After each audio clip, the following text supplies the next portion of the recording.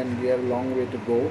And meanwhile, I would say full marks to the volunteers who have made all this possible. With the most limited resources we have started, and we have continued.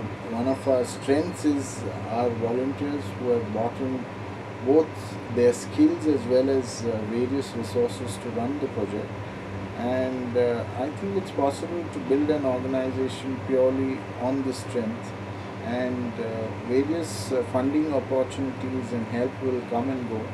But if you build a strong core group of volunteers, and the entire culture of the organization has to be of, wanting to help and trying to build an organization, then this organization will last over the years.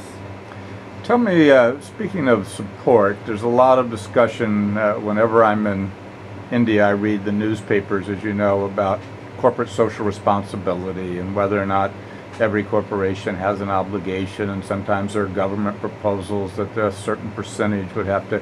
What's our experience dealing with various corporate social responsibility programs?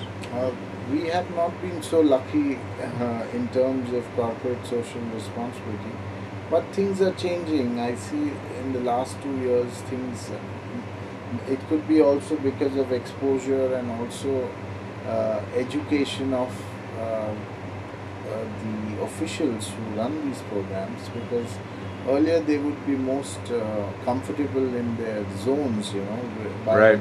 working with organizations which are large, which have good PR and good presence, and they would be very comfortable taking up issues which do not make their employees go into areas which are not the best, very hygienic, and that's like seeing under the carpet. But now I find more organizations are willing to do that.